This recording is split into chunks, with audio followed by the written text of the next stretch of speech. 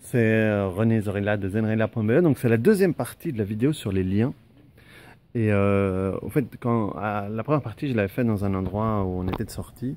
Et j'avais voulu faire ça ailleurs, mais ça s'est pas fait. Donc je suis de retour à Habilitat. Donc comme je vous disais, c'est qu'eux font des liens avec la drogue. Mais on fonctionne tous comme ça. On fait tous des liens. On fait tous des liens avec, je ne sais pas moi, le chocolat égale récompense, le chocolat égale amour, le chocolat, la cigarette égale détente, toutes des choses comme ça qui font qu'on va être, on va créer un lien généralement d'amour qui est un peu tronqué. Donc je me bats toujours avec la luminosité. Et ces drogués ont des liens aussi avec ces drogues-là. Et le but, c'est les détruire. Et non seulement les détruire, mais créer de nouveaux liens. Les liens qu'ils peuvent avoir, par exemple, je vais vous parler d'un gars sur qui j'ai travaillé l'année passée, qui avait une addiction à l'alcool. Et lui, le lien, c'est que son père est mort. Need to go if you need to go. Just work. It's okay. Licia. Hey. Say hello, Licia. Hi. Ça, c'est Licia et Rachel. Donc, par là, il y a plus de lumière, on dirait. Ben oui, c'est mieux comme ça. Il y a Habilitat.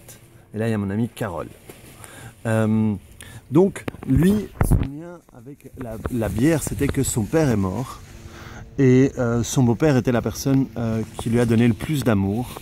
Et un jour, quand il avait 11 ans, ils ont été pêchés. Et le beau-père lui a donné sa première bière. Et ils étaient à deux sur le bateau et ça a été un échange comme ça en disant voilà, tu grandis. Mais c'était un échange d'amour. Malheureusement, 3 semaines après, son beau-père est mort. Et à partir de là, il a cherché dans la bière à retrouver ce lien, cette connexion avec son père, avec son beau-père plutôt. Et c'était ça qui a généré l'addiction. Et le fait de pouvoir nettoyer là, le fait de pouvoir remettre ce lien avec l'amour du beau-père plutôt qu'avec avec la bière, ça a tout changé. Je l'ai revu cette année et il n'a plus du tout aucune envie de boire. Et il attend l'année prochaine, quand je vais venir, il sera encore là, mais pour 2 mois et ensuite il sera dehors. Et alors donc nous, on va détruire ou remettre à une place plus, on va dire, plus positive ce lien, et surtout on va en créer des mauvaises avec la drogue. Et plus pourries elles vont être, plus va être la répulsion avec la drogue. C'est ce qu'on veut. Ce qu'on veut, c'est que non seulement ils aient plus envie, mais ils soient dégoûtés. S'ils sont dégoûtés, c'est mieux. Et cette année, il y en a une dont je suis bien fier. Il y a un type qui fumait du crack. Et donc les pipes à crack, c'est un tube, et au bout, ils mettent le crack et ils l'allument. Et le pire souvenir de sa vie, c'est qu'il est revenu de prison. Et sa fille, sa petite fille, lui disait « Papa, promets-moi que tu vas plus jamais partir, promets-moi que tu vas plus jamais partir. » Et ils ont fait ce qu'on dit en anglais la promesse du petit doigt. Ils ont pris le petit doigt et la fille l'a fait promettre à son père. Le lendemain, il s'est fait choper, il est retourné en prison. Et sa fille, après, lui a plus jamais parlé. Donc pour lui, c'est le moment le plus dramatique de sa vie. Et donc ce que j'ai dit, c'est que je lui ai fait prendre une pipe à crack. Je lui ai dit, ok, elle est chargée. Et donc quand je lui demandais de se préparer à l'allumer, et quand il se préparait à l'allumer, je dis, au fait, maintenant tu te rends compte que c'est pas du crack qu'il y a dedans, mais c'est le petit doigt de ta fille.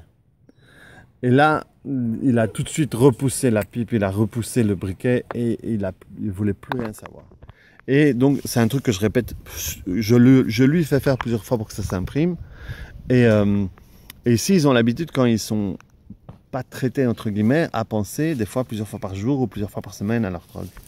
Et je lui ai demandé, il me dit, écoute, à chaque fois que j'essaye, parce que souvent c'est ce qu'ils font, et on est tous comme ça, ils essayent de penser pour voir s'ils parviennent à retrouver ça. Et il dit, à chaque fois que je le fais, je vois le petit doigt de ma fille dans la pipe et je veux plus ça du tout. Donc c'est ça notre truc, c'est créer des liens qui sont dégueulasses. Hier, j'ai fait imaginer à une fille que la seringue qui était chargée, qu'elle voulait se mettre dans le... C'était la sueur et la semence de son beau-frère qui avait essayé de la violer quand elle avait été droguée.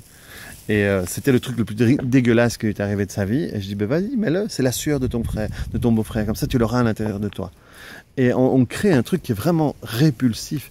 Et elle veut plus rien savoir. Quand je la vois aujourd'hui, elle me dit non, quand je pense à une seringue, j'ai du dégoût, j'ai presque envie de vomir. Et c'est super parce que c'est ça qu'on veut. Donc voilà les liens, voilà comment est-ce qu'on utilise les liens dans les addictions. Donc voilà, c'est la fin de cette deuxième vidéo. Et puis à très bientôt, ciao.